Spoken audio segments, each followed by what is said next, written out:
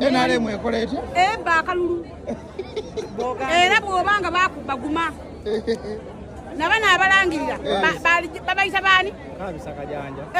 Bana abalangirira mukwano abo mukwano balangirira basente ne bwobo. Alright, nsiba nkibagamba His Excellency Robert Kyagulanyi emanda y'ebuwanika ekolera ddala ne mulowooza nti mbalimba temulowooza Mama Janet oba eyita Mama Janet wali ku jjajja yogayoga eya NRM wali ekololo ati yayogedde amazima n'agamba NRM yabba akalulu. Video ngikuleetedde maaso awo. His Excellency Yoweri Kaguta Museveni amaziga gamuyiseemu tolowooza inside wa NUP ng'ali mu NRM tasobodde okuwaayo obujulizi oba bwino amaaso awo naye tomulina pastors ab'ekyanzi ne bagamba nedda His Excellency Yoweri Kaguta Museveni byoli mukubiranga okulira bannayuganda si birungi mu maaso awo nabyo ambirina naye nga tetunagendayo nyongera okujjukiza video eno soko gimpereka like bw'omaze subscribing wegette ku mukutu gwaffe guno olunaku olwaleero nga bwe nkugambe omukulu eyita Mama Janet oh my god omusambo gwa His Excellency Robert Kyagulanyi gwamwambalidde n'asobola kuwaayo bwino yenna engeri aba NRM gye babbamu akalulu. Video eno si yakwogerera njagala gwe kenyini gwagyewulirira ng'omukyala bamutyaika bamumye ssente n'agamba yinfaaki kanjogera amazima. Video yino NRM ekola etya? Ebba akalulu. Era bw'obanga bakubaguma. Nabana abalangirira babayita baani? Kabisa kajanja. Bana abalangirira mukwano abo mukwano balangirira basente ne bwobo wangudde balangirira bali. Alikola tukole kitubizeko. Muyina kunoonya Museveni akuwa ekifo oba okola kyayise abantu bonna bakaaba babayita mu pu ow'esente yayitamu abadde agenda mu kkooti. totawaana kooti ate onoona yaki ate bw'ogenda mu kooti ojja kutunda n'ettaka ate bali balina mu banka mwezi totawaana agenda mu kooti kubanga ojja kutunda n'ettaka otunde n'ennyumba ate bali balina mpitirivu. Saba Museveni akuwe anti wetuwagamba mazima mugamba hati tuwagaliza Wonderboy baby AI kati kyogamba neyo video jengo playing ya AI omukyala guli mukubeera ng'olaba ku screen yo agamba nti no yakolerako ha State House ye Uganda era alese bwino nkugambye His Excellency Yoweri Kaguta Museveni mbu amaziga gamuyiseemu oluvannyuma kubeera nga ategeera His Excellency Robert Kyagulanyi amaze dda kubeera nga asikamu omujjukira bulungi tino mukulu Bobi Wine oh my god kigambi kubeera nga yayitidde wali Congo lwakuba mujjukire bulungi ti nale tasobola kuyitira Kenya oba Rwanda kubanga Museveni ayina strong ties n'ezo ensi ate South Sudan ate wali airport badde sobola okumutuusa mu America. Kigambi okubeera nga bana basajja ba America be bamuyambyeko ne intelligence si bigambo byaffe njagala osooka owulirize omukyalo ono kekenyini nga akunyonyola biki ebyabaddewo wali mu State House olunaku olw'ekiro oluvannyuma okubeera nga bategeera omukulu His Excellency Robert Kyagulanyi yamaze dda okubeera nga afulumamu eggwanga lyattu Uganda. Sokolabe. Museveni is quite mad. In fact, I understand he has cried, which you can't imagine. None of us can imagine Museveni cries because he has made all of us cry a lot. Okay. He was reported speaking Kinyarwanda and saying and swearing. You know, he says he may not even swear in. He may just give up and walk away. Museveni at this point feels like he can kill himself and let everybody struggle on their own because he feels like as much as he's trying to hold the glue of the country together, his people are betraying him and causing him to even fail further. Okay, he's very mad, and they say that the security team around him says that at some point he's going to hurt somebody. He's going to hurt his own family members because he's very, very, very, very upset. He has invited all the IT people that he sent to go and locate where, yes, Cosmas, thank you, Larry Madowo. Yes, that's the journalist from CNN who captured a lot of what happened in Tanzania during the elections and shared it and helped create this report, okay? Museveni has invited all the IT specialists who he asked to go and find Lumbuye and ASP, Asima Willie Bible and Politics. I actually work very, very closely with ASP, Asima Willie Bible and Politics. I have followed him for several years now, and his information is 100% true all the time. I trust in his resources. If I must share something that comes from him, I have no doubt. So we work quite closely, actually, to bring you on this information. I do bring it out in English, and he does the one in Luganda. So these IT people that Museveni has paid up quite a bit of money to come and try to capture Lumbuye, take down their pages or take down their YouTube and so on. By the way, I'll be on YouTube and Facebook in the next couple of days. I just got my YouTube live access approved. So these people, the IT guys that were sent, have said that it is better for them to be in those countries like Qatar, where one of them is, and Turkey, where the other one is. I'm not going to, go figure.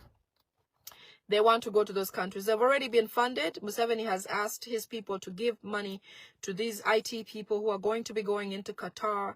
If you do remember when Lumbuye was caught or caught by the military in Turkey, we fought quite hard to get him released. And so we're praying this will not happen. But if it does, they are quite protected, actually, that I don't think this is going to work for them. And in any case, it takes a few seconds to create a new page. So if they try it, we can always be back. They will be back. Okay. Museveni has ordered that there be no kiosks in areas where he travels, anywhere where there's a road. He doesn't want any gatherings, doesn't want any people walking, doesn't want any businesses going on. He basically wants a dead road when he travels. Museveni wants to travel without anybody else on the road. So you're going to see a lot of businesses taken away from the roadside. This is a good sign for people who feel like they can't struggle for change because they have to fight or try to get school fees for their children or whatever the case may be, because now he's coming down to you. Okay? We must all sing the same song. We must all sing the same chorus in order to achieve change in Uganda. If you excuse yourself from the struggle. Alright, nga tubitedde ku mobile ndowooza omukyala mumuwulidde bulungi. Haye Pastor Gerald Mukwaya agambye nedda Ugandans, let's be curious, let's be precise, tugogera amazima kubanga mazima egali tufuula ag'eddembe. Bible bweyogera mujjukira bulungi nti nno abo wennyini n'avaayo n'abaggyirayo ezimu ku verses n'agamba nti nno Katonda tayiwagirangako omuntu yenna anyigiriza omuntu, kati era ne yeewuuza nnyo ne yeewuunya nnyo abapastors banne okubeera nga bakolaganya n'omuntu atulugunya abantu ne batamubuuza namubuuza ebibuuzo, kati ne yeebuuza ebyo ddala bano bapastors biki bye basumba, bakatonda babwe banjawulo n'Abannayuganda. Mubeere nga mutubuulira ebibuuzo mu comment section. Zino ensonga nno by the way very serious. Beera nga otubuulira naawe tomanya ebirowoozo byo bisobola okubeera nga bituyambako okutegeera kikirizika oba kikirizibwa. Beera nga otubuulira mu ebibuuzo byo mu comment section. Assalamu alaikum warahmatullahi wabarakatuh. Yenze Haji Aruna omusomi w'edduwa asangibwe Bulumagi ku luguudo lw'Ejjinja, nkola ku bintu ebyenjawulo nga muli endwadde zitawaanya abantu aba bulijjo. Nkola ku abo bonna abalina ebizibu mu mukwano. Bw'oba olina ebizibu mu mukwano jangu gyendi neeyonera nsobole okumalira ensonga. Nkola ku mikisa egy'emirimu, nkola ku abo abaagala okugenda ebweru, muntu nk'okozesebwa amajiini, okozesebwa saitwani, ebyo byonna mbikolako. Osobola okukozesa ennamba z'olaba ku screen oba okuweereza obubaka ku WhatsApp. Teriyo muntu wa Katonda mu ddiini yonna nga tafa ku bulumi abantu bwe bayitamu. Olw'ensonga Zabbuli ey'ekinaana layini ey'ekumi egamba entebe ya Katonda nti eggumira bwenkanya na butukuvu. Era bw'awatali ekyo Katonda tasobola kubaawo. Entebe yeggumira bwenkanya na butuukirivu eyo Bayibuli ezenyiriri mu Bayibuli buli omu azirina. Kaakati obwenkanya Bayibuli etugamba mu Isaaya 5:9 layini ey'ekumi banayi neewuunya abasomi ba Bayibuli nga tebasobola kulaba kigambo justice obwenkanya. Isaaya 5:9 olunywero 14 mugenda duulira mwewuunye. Lugambye bwe luti nti justice is turned away backward and righteousness stands far off, for truth has fallen in the streets of the city square, and uprightness cannot enter because justice has been taken away. Mbuli we bajjawo obwenkanya obutukuvu tebusobola kuyingira. Ekkanisa tesobola kubeerawo nga tewali bwenkanya mu nsi. Omukulembeze yenna tasobola kubeerawo. Kati Katonda bw'abanga entebe ye bwenkanya bwe bugikutte. Kyova olaba Yesu bw'ajja mmwe mwenna Abakristaayo abakkiriza nti Yesu mwana wa Katonda. Yesu bwe yajja yabasanga bawa ebimu eby'ekkumi. N'abagamba mmwe bannanfuusi mmwe muli mu kuwa bimu bya 10 ne mulekayo ebintu eby'amagezi nga obwenkanya. N'aleeta justice. Naga tekikasa. Osaba oti mmwe eby'ekkumi nga waliwo injustice. Nga tewali bwenkanya. Omwoyo omutukuvu Bayibuli emwogerako mu Isaaya 28 olw'okutaano ng'egamba he is the spirit of justice. Nti ye mwoyo obwenkanya. Kakati bw'abanga ye mwoyo w'obwenkanya nze ebintu ebimu biba binneewuunyisa. Mba ngamba Bayibuli nze nnyina ndala era manyina okweyazika ku Bayibuli z'abasumba nimbaga muleeteeko tulabe. Bayibuli zifaanana musumba zifaanana kubanga neyange egambye wano musumba. Egambye wano mugundi mu Isaiah 59 verse 15.